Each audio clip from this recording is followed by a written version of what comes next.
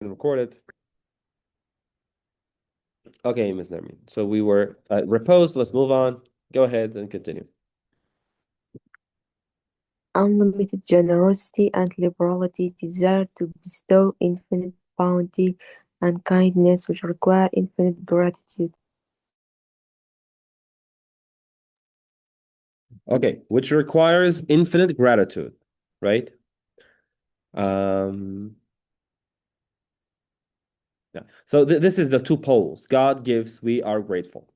He's infinitely liberal and giving and generous, and we have to do our duty, and that is to witness in wonder and awe and be grateful and be uplifted, and not only be grateful, but to represent these liberality and generosity in our hearts as well, right? So it's very important to actually do it, because it's not super easy to really give from what we love. But God interestingly says in the Quran, He twists our understanding that says the way to become good, okay, to get birr in the Quran, goodness, is to give from what you love. And let me connect it to Aristotle's thinking. He says, if we want to be truly happy and be in a state of good spiritedness, then the way and solution to get there is through goodness. Okay, so it is a common point of Fatullah Gulen, of Aristotle, and many other thinkers and enlightened beings that true inner felt of happiness is derived from goodness, acting out. Amal in the Quran, it's emphasized. Iman al amal, right? So it's gonna give us lots of um, you know, inner tranquility and serenity. Okay, go ahead. A slight contentment spoiled by its brevity or cessation is incompatible with unlimited generosity and liberality. Yes, Also reflect upon the world, continue. Sorry. also also reflect upon the world different regions, how each exhibits God's handwork and proclaims his being Lord in the diversity of all plants and animals. Okay, so we have two words here. Interesting to know. Brevity means shortness. Brief means short. Brevity is a noun. Shortness, momentariness, temporality, temporal. Okay, cessation means stop, ending. So when death, this represents death. When death comes, then God is infinitely generous and liberal. And if there's an ultimate death, nothing gonna be there in a sense. For eternity, nothing, then this doesn't match up. This doesn't add up. And he talks about the diversity. إن في ذلك you know, ومن آياته خلق السماوات والأرض واختلاف ألسنتكم وألوانكم وإن في ذلك لآيات للعالمين. So he says, from his signs are the diversity, okay, and the variousness, the variety of your languages and your colors. So we see very diverse manifestations and forms out there in the world, right? And I read it somewhere else that diversity is allowed in only insofar as there's love in it. So without the element and the impetus of love, diversity is very hard to be allowed. Just look at human nature. When we are connecting ourselves back to the fitra that God has created us on, then we allow diversity. We wouldn't want to kill. Terrorism happens when the mindset and the heart of the person is so far away from the fitra and so close to the nafs al-amara bisu that they wouldn't allow diversity. They see a Christian, they want to kill it. They see not even other religions, they see Muslims that are not thinking like them, they want to kill them, they want to end them. So the very desire to end, to war, is an implication as a very dire and fatal symptom of a lack and absence of love in the heart. So the very fact that there are diversities, and varieties, it is a pointer to God's essential love or love in his essence. You see what I mean? Okay. Then move on to read that. Do you have any thoughts, any questions, do you want to add something? Please go ahead. Feel free. Let's check. I have no thought yet. Okay, whenever you have it, please feel free to share it. Okay, Miss, go ahead from hidden perfections. Hidden perfections longed known by those who gaze upon it with admiration and appreciation. Eternal perfection requires eternal manifestation, which in turn requires the eternal existence of those who will appreciate and admire it. The value of perfection diminishes in the view of its admirer if if the latter is not eternal. Okay, if God is eternally perfect, then it requires eternal manifestation, in which in turn requires the eternal existence of those who appreciate and admire. Okay, perfect. From here, go ahead. In short, beauty will to see itself both in mirrors of different colors and through the eyes of its yearning lovers and dazzled admirers. Yeah, God is the most beautiful. He wills to see itself both in the mirrors of different colors. Different colors, what do you understand by different colors? What does it mean that God wants to see itself through different, both in mirrors of different colors? What is that?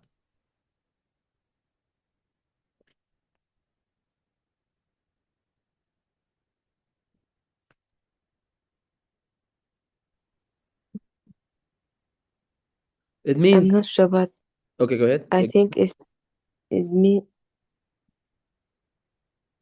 I think it means the like the different names and manifestation in the air. Different names Yeah, means that's God's name. okay, that is close, but from what I understand, God, beauty means God here wills to see itself both in mirrors of different colors. Different colors means the varieties we've talked about, the animals, the trees, the mountains, the galaxies, all of them are different colors. Okay? That are there because of God's names. If God's names were not there, none of them would be there. So it's connected to that. And through the eyes of his yearning lovers. So people who are awliya, friends of God, so to speak, if the term is apt, then God wills to see through the eyes of their heart that are full of love for God. And how can God, as Dostoevsky said, put and ignite so much love within a human heart to him turn out not to be there? It's going to be the biggest trickery. For eternal beauty can never be content with transient admirers. Transient means temporary. God is eternally beautiful, and this eternality cannot be content, qani', with temporary admirers, people who only temporarily admire them, they will be gone. Okay, read that.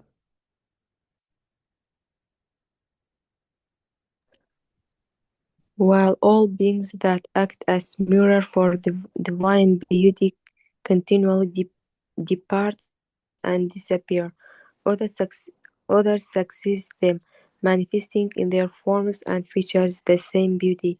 This shows that such beauty does not belong to them, rather the visible instances of beauty are the sign and indications of a transcendent holy beauty. Okay, beautiful. That's a very deep, profound thought. Things depart, disappear continually. And other ayat, as in the Quran, he says sometimes I naskh certain ayats, I abrogate certain ayat so that similar or different ayats will be replaced, replace them.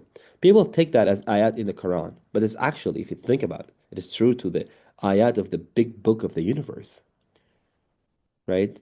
Certain generations go of animals and plants and humans, other succeeding, you know, creatures will replace them. God says similar, or I think better, not different, better will replace them. This shows that such beauty does not belong to them. When there are beauties in these different forms and features of animals, plants, and trees, when they come and go, this means they don't possess it. Beauty is present in every one of them in their own different ways, but they don't create, they don't originate the beauty. Rather, the visible instances of beauty are signs and indications of the transcendent and holy beauty. Okay, continue.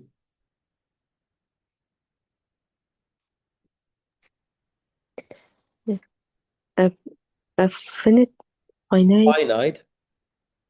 a finite, a finite love responds to a beauty that deserves infinite admiration with take the hostility, hatred, and rejection. This is profound reason for why unbelievers hate God. So, unlimited generosity and liberality, unequaled beauty, and absolute perfection require the existence of supplicants عابد supplicants are and the admirers with eternal longing. Yeah, Go ahead. and admirers with eternal longing and gratitude. But this temporary world's inhabitants depart having tasted that generosity only long enough to whet their appetites, seeing only a dim shadow of beauty and perfection's light. They are not fully content. Thus, we can be sure that we are traveling to a place of eternal joy where we'll be fully content. Okay, so it says, what I understand from the finite love, when people are in a finite love with things, with people, limited love, temporal love, then they respond to a beauty that deserves infinite admiration with tacit hostility. Tacit means indirect, not hostile. Hostility يعني دج بربرة كانت hatred and rejection. That's why people disbelieve in God. Partly why they indirectly hate all that the eternal beauty of God demands. That demands us to not be too much attached to the finite beauties, to the finite loves, but to attach and direct all our loves and longings for beauty through the creatures all the way to God. But they're gonna stop. They don't want to connect them, relate them back to God. And once the mention of God comes to their minds, they feel a sort of tacit, means implicit. They don't directly show it. Hostility and hatred and rejection. Okay,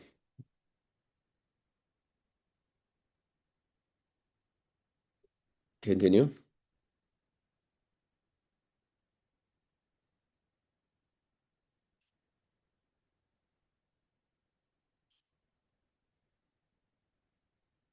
Ms. Zarmin, go ahead. Are you available?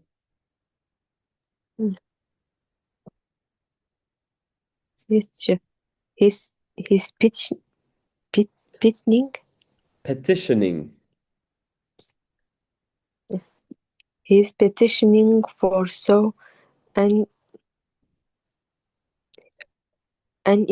universal need, immortality that all inhabitants of creation share in it and silently affirm. So all inhabitants, Danishtuani, creation, us, animals, we all have this universal need for immortality. We have this need for immortality. Go ahead.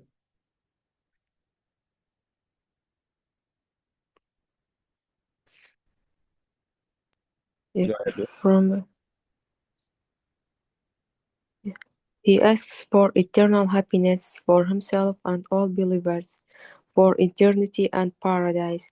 He petitions through and with all sacred divine names, whose beauty is reflected in all created beings.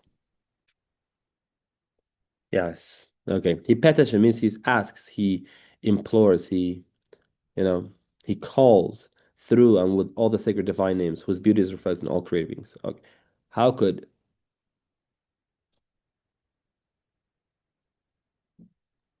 How could creating paradise be difficult for one all-powerful, who each spring makes the earth's surface a vast field of revival and brings forth countless resurrections? yes, that's what we see during spring. Continue.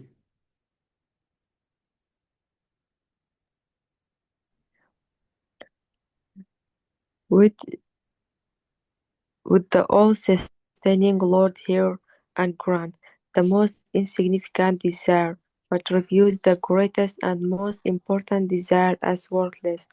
Now, no, he would not. Such beauty could never countenance such ugliness and thereby. And thereby make itself ugly. And God, hasha wa kalla, he never makes himself ugly. And so the all-sustaining God is sustainer radiq. Okay. He here and then grants and gives the most insignificant desires. He gives the satisfaction. But why not the deepest desire? It makes sense, isn't it? There's a very theological, sensible point, especially for people who are already believers. Okay. All of the universe's motions and workings are in essence prayer, just as, for example, a seed's growth until it becomes a tree is a form of prayer to this creator. So yes, we know that this is a Quranic reasoning that everything, the heavens and the earth, glorify and praise God. So he says this is partly one way how they are in prayer. The seed grows until it becomes a full tree. They have listened to the command of God to be, and they have become. This is a form of prayer. The emotions and workings of stars, of everything in the universe, the physical laws, these are, in essence, forms of prayer. So the essence of them are not mathematical relations, but rather a praying relationship, a worship relationship. The gate of majesty and eternity, the manifestation of the names of all the majestic and the permanent. So God is majestic and permanent. Okay, read that, Miss. But humanity, the world's most important inhabitants and blessed with the most comprehensive functions, is gathered to stay here only for a limited while and is in a pitiable state. The world is filled and emptied daily, as well as transformed hourly, and we stay only temporarily to be tested in service. All of the sov- sovereign's subjects are like would-be buyers who come for a while to view samples of the precious gifts bestowed by the All-Majestic Maker, his miraculous works of art in the showcase of this world. They soon leave, while the spectacle changes every minute. Whoever departs never returns, and whoever comes eventually departs. Okay, beautiful. Then we strive here. We Read. strive here, we strive here for what awaits us there. We labor here and are rewarded there. Okay, beautiful. So he says, before you read that, he says, if you reflect upon this world, as God says this in the Quran, in many instances to reflect on God's creation, with an unclouded concentration, with a concentration that is not muddied, it is clear concentration. You'll understand the 9 principles explained below. Go ahead.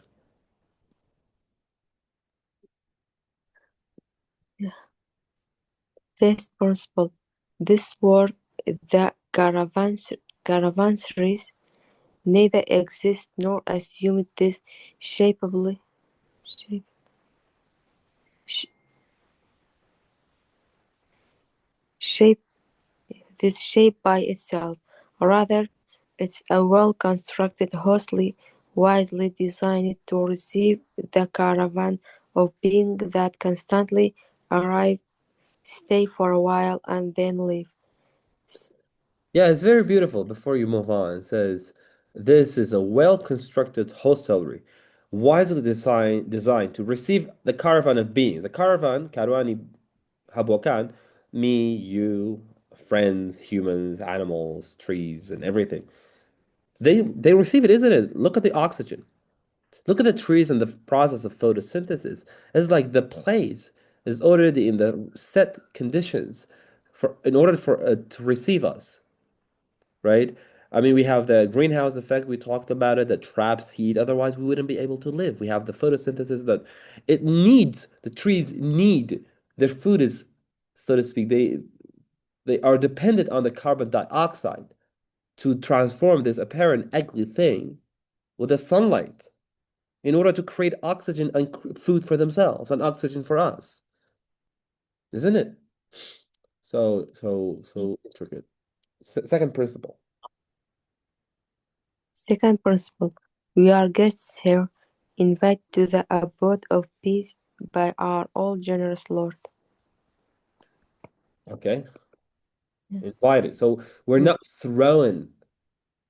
In the Western tradition, they're talking about the thrownness, like we're thrown into the world.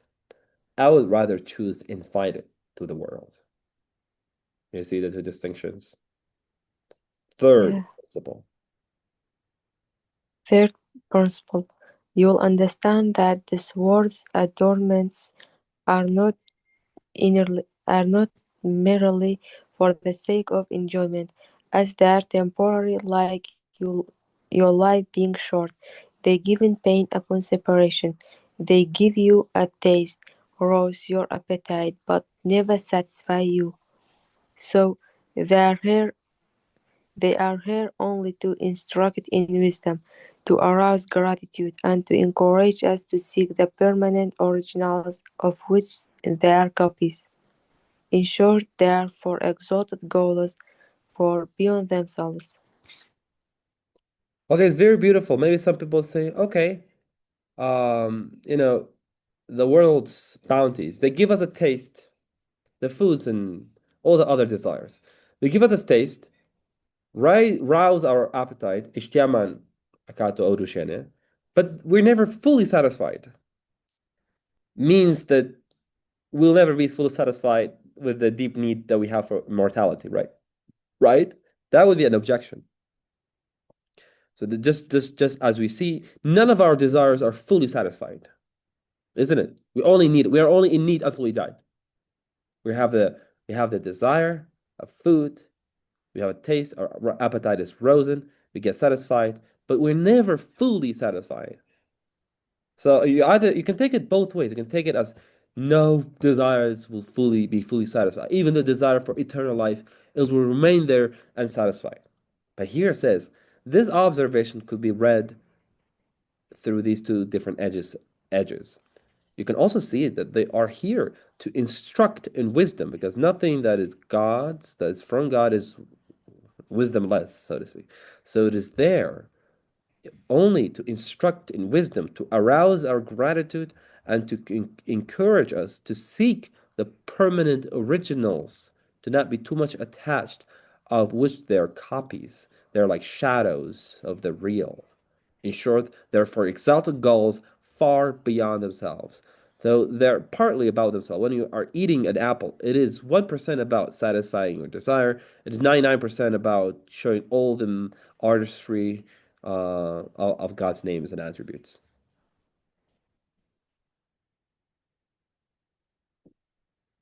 Okay, go ahead, Miss.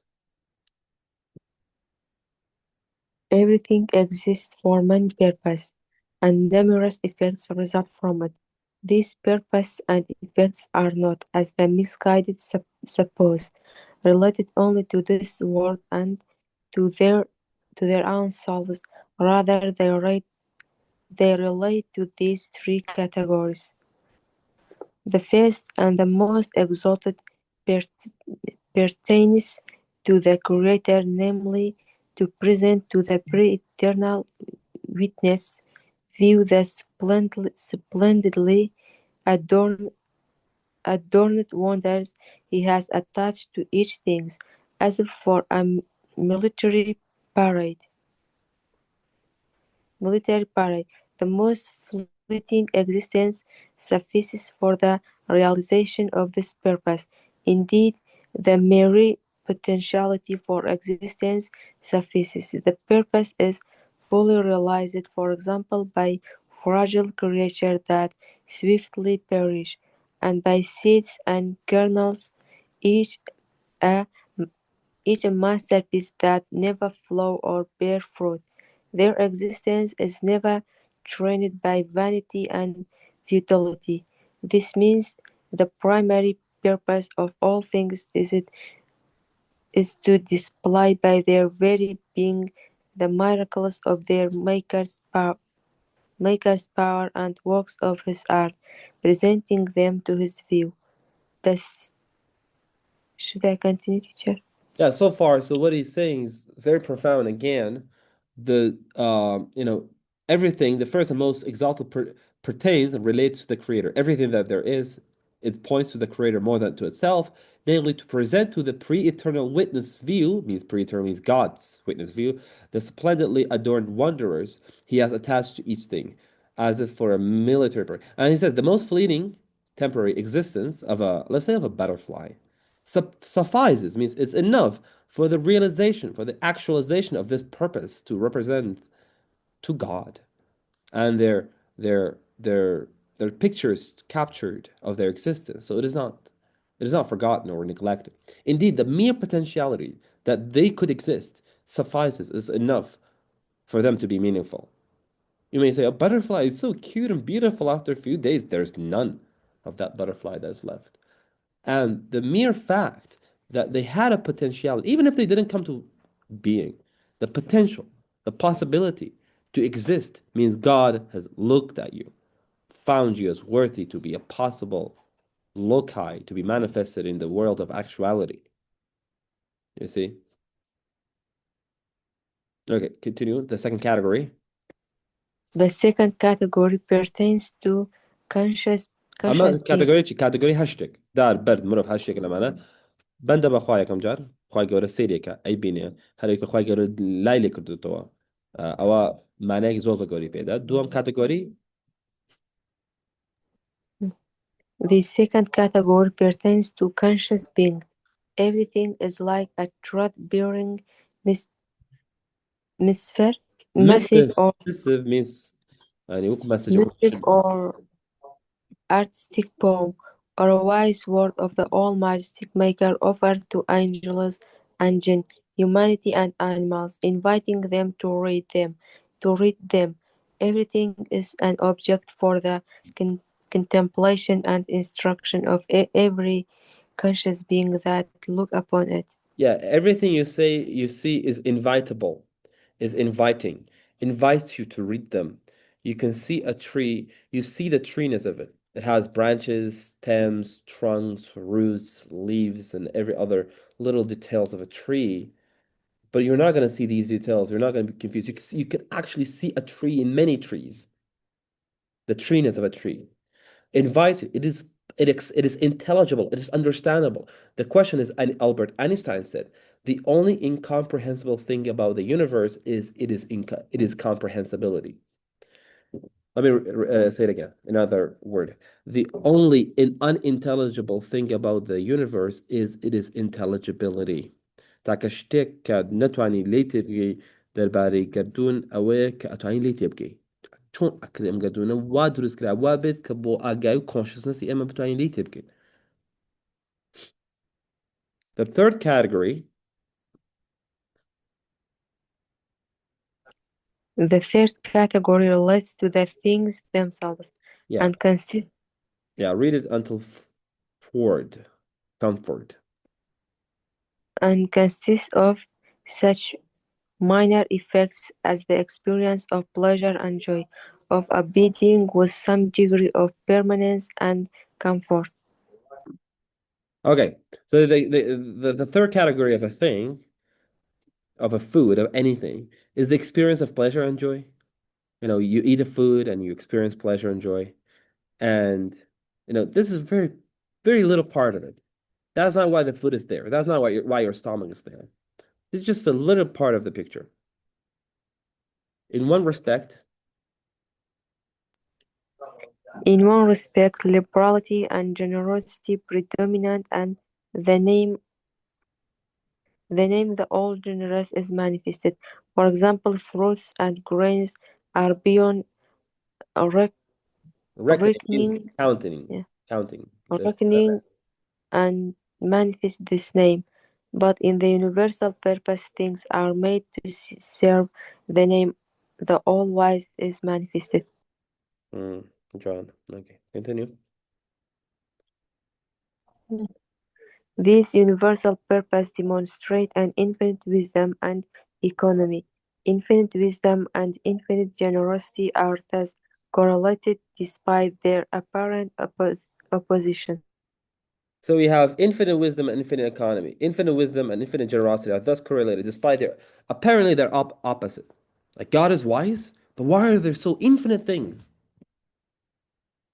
Isn't it useless to create all of these things? It's not wise to create all sorts of things that we can't even count. But it is reconciled. For God, infinite generosity and infinite wisdom is intricately interwoven and dovetailed. Yeah, it says we have, you know, in one aspect, liberality and generosity, that God is liberal and free and creates infinitely. It shows the all generous. Fruits and grace, we cannot count them. But in the universal purposes, they serve another name. So the generous, in a sense, is subordinate or as a friend to the wise, to the all wise. Okay, wisdom and multiplicity are thus correlated. So we have multiple things, many things, infinite amount of things, so to speak, and it's correlated with wisdom. Just because we don't know it, we should resist the temptation of projecting our ignorance on it. Okay, read it. Things are created for eternity, not for utter an annihilation. Utter annihilation. Apparent annihilation makes a completion of duty and release from service. For while every transient thing progresses to annihilation in one aspect, Annihilation. annihilation, Any photon annihilation. yeah, it remains internally in numerous other aspects. Consider a flower, a word of God's power. It smiles upon us for a while and then hides behind the veil of annihilation. Okay, beautiful. Okay, continue. Like a spoken word, which goes but entrusts its thousands of copies to ears, and whose meaning remains in the minds of those who heard it. The flower disappears, but it leaves its visible form in the memory of those who saw it and its inner essence in its seed. Okay, excellent. Yeah, you can see that everything is like a word when it's spoken, even though it's no longer, the word is spoken already. It doesn't go to nothingness. Just like when a thing is annihilated, when a person dies, it's going to be received from some elsewhere, is recorded. It is, in a sense, kept and preserved. That's why God is the most preserving. Again, Again, from the fact that the laws which resemble spirit in one respect and according to which flowering and fruit-bearing plants are formed. very beautiful. The physical, biological, chemical laws, they resemble in one respect. That's very beautiful. It doesn't say they are spirit. It says in resemble spirit in one respect, according to which flowering and fruit-bearing plants are formed. When a tree, when a plant that has fruit is formed according to a law. The law looks like a spirit. It pushes it. But the spirit doesn't generate the energy from itself. It only receives. Everything in existence is in the station of recipients and receptivity. They're not originators of anything.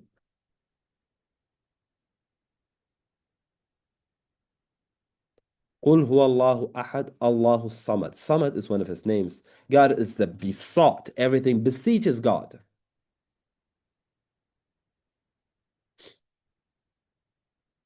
The spirit which gives a person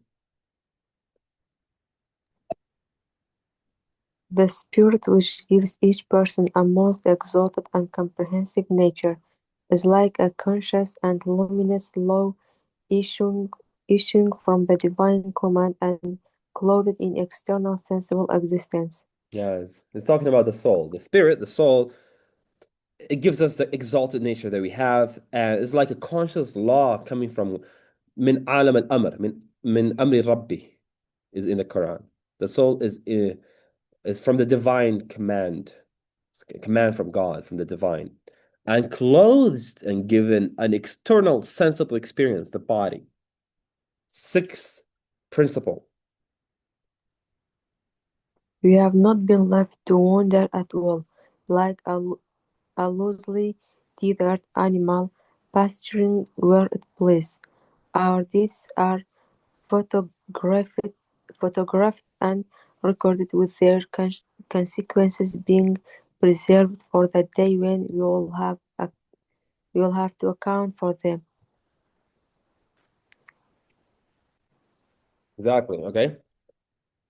Seventh principle. The wholesale death of spring and summer creatures during autumn is not an annihilation but a dismissal after the duty's completion, an emptying that makes way for new creatures to come next spring and assume their functions, is a divine warning. To rose. To rose, يعني برزيكاتو. To rose. To rouse conscious beings from their forgetfulness, to shake them out of the torpor that caused them to neglect their duty to give thanks. Yeah, it's very beautiful. Um, Everything is finishing their duty and is replaced. If they're not replaced, other creatures cannot come and assume their shapes and forms and duties.